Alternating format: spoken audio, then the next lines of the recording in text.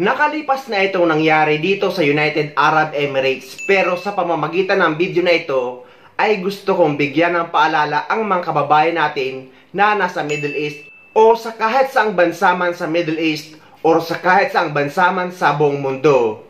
Dahil guys, dito sa United Arab Emirates ay mabigat ang parusa kapag ginawa nyo ito. Pwede kayong makulong ng hanggang 3 taon at pwede rin kayong pagbayarin ng hanggang 1 million dirham.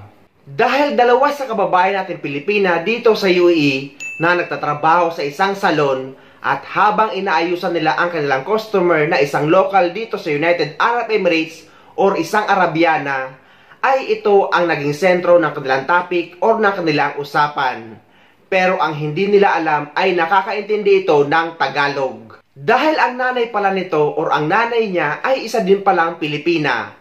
At yung tatay niya ay yun ang local dito sa UAE or isang Emirati. At sinabihan niya yung dalawang staff na Pinay na pwede silang makulong kapag nalaman ng gobyerno ang ginawa nila at pwede silang pagbayarin ng hanggang 1 milyong dirhamo. Kapatid siya ng kilalang Filipino Emirati vlogger dito sa UAE. Panoorin nyo ito guys at sana maging babala ito sa lahat ng mga kababayan nating OFW na nagtatrabaho dito sa United Arab Emirates. Nagpapasalamat nga tayo na may nagre-represent sa ating mga Pilipino na Emirati or half Emirati, half Filipino dito sa UAE. Pero ganito naman ang ginagawa ng iba nating kababayan. Kabuisit mo? Di manghalil eh. أنا درستي طالع وبحاطة تاخذ بس هذول يعني الناس اللي شفتيهم من وين يعني؟ ها؟ وين كان اصلا؟ الصالون اللي هنا في خليفة اسمه شارم شارم صالون. اوكي والله لا siguro mga kabayan gusto ko sila makita itong video na yun. basta تحب السبي وين يعني real talk no? So share naman tayo yung itong video sa mga kabayan natin dito. Gusto namin malaman sa yung mga kaibigan natin, yung mga kababayan natin, bakit maraming, chismis. Ito ng subject na pinakadelikado at hindi namin alam ng meron ng, parang situation, no? So, ito si Cisco, Naima. Hello po. So, anong nangyari sa'yo, ha? Well, kahapon, pumunta kami ng kapatid ko sa salon. Nang gabi yun, mga... Sino yung kapatid mo? Mariam Albelushi. Sa kapatid ko din, ha? Mariam, ha? Okay, sige. So, anong nangyari doon? Pumunta kami ng gabi. Sila, naglilinis. So, my sister asked na, what time you close? Tapos, parang may sinabi siya ng di maganda ng Tagalog na bakit siya dumating din. Sabi niya, oh, okay, come. You can come. Tapos, kinanong so parang yung mga kabayan natin parang yung Pinay. Parang sabi niya, umalis ka. May dalawang isip, no? Parang, dalawang mukha. Show off. May dalawang mukha, no? Yeah, akala niya hindi kami Ay, naku, patay na ba? Bakit? Parang delikado yan talaga, mga kabayan. Kasi sa akin talaga, wala akong narinig ng negatibo dyan sa yung mga kabayan natin. Lahat ng narinig ko na sobrang bait nila, kahit anong gusto mo, meron ng suporta. Na yun, narinig ko na meron ng ibang balita sa mga kabayan natin doon sa isang salon. So, walang... Basta, bakit mga kabayan, no? So, bakit na ganyan na may usapan natin ng negatibo dyan? So, anong nangyari? So, what's next? Anong nangyari dyan? So, pumasok kami. So, ang ate ko, si Maria, pumunta sa taas para mag-wax ng kamay. Yeah. Tapos may isang Pinay, sabi niya sa Tagalog, ay, may buhok, may balahibo, pupunta dito, ano siya? Eh ako, gusto kong umalis, gabi-gabi dumarating. Ay, naku, patay na. At hindi siya alam mo mag-Tagalog, no? Yeah. At saka si kapatid ko din. Yes. So, ibig sabihin, na dalawang mukhang local ng Arabo talaga. So, parehas na sa akin si sister ko, na hindi sila alam na marunong siyang mag-Tagalog, nakaintindihan yung sinasabi niya talaga yung kabayan natin.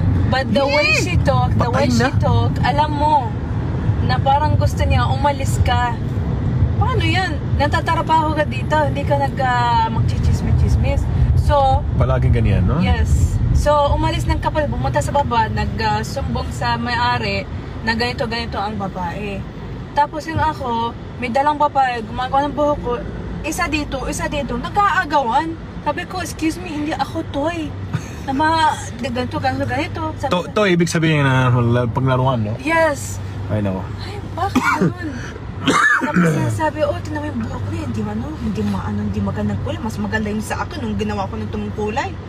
Sabi ko, grabe naman ito, nakagigil ako ng gig. Pero sabi ko, ang isip ko, yung kapatid ko sabi niya, hintay mo hanggang ano masasabi nila. So, ayun. Tapos nung dumating ng kapatid, sabi niya, tapusin mo yan, then come. Sabi ko, okay. Mas maganda kasi may patient na kayo dyan, no? Yes. So, patient na patient talaga kasi yung problema, usapan natin mamaya pagtapos ng trabaho, no? Yes. So, anong nangyari ba? So, nung natapos ako, gusto sabi yung babae, ate, sunog natin dito ng roots niya, tapos dito sa baba.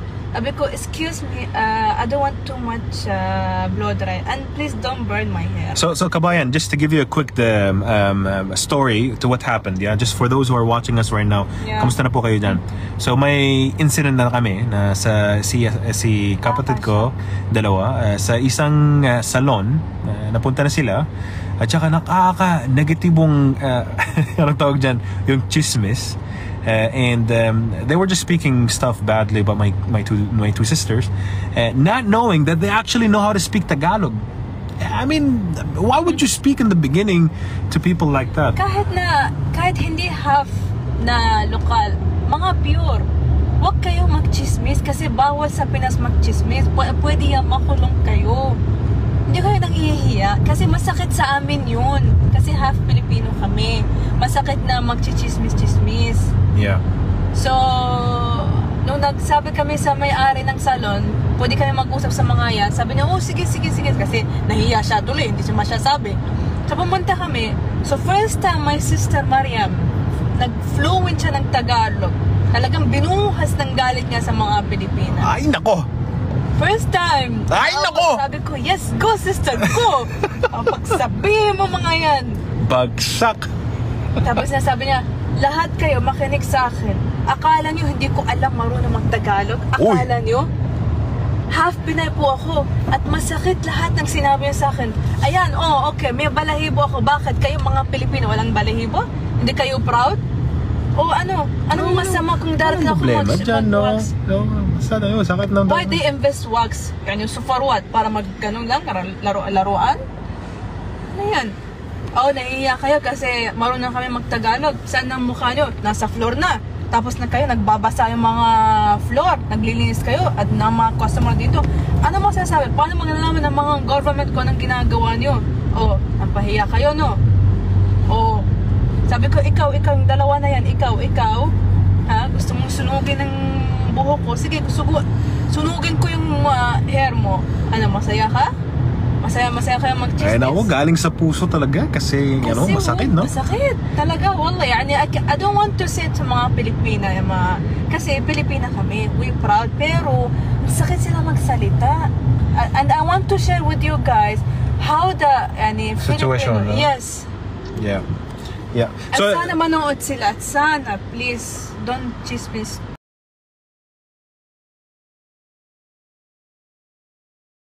Kaya guys, maging maingat tayo sa pagbibitiw ng salita, lalo na kapag nasa Middle East tayo or dito sa UAE.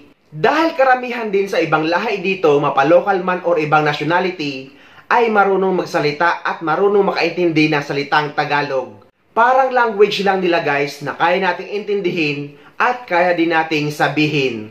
Kaya lagi tayo mag-iingat guys, dahil kapag nakulong kayo sa ganitong kaso, sino ang lalapitan nyo? Kundi ang ating gobyerno, na walang sawa na nagbibigay ng paalala at ng babala na dapat sundin natin kung ano ang pinapatupad na batas sa ibang bansa.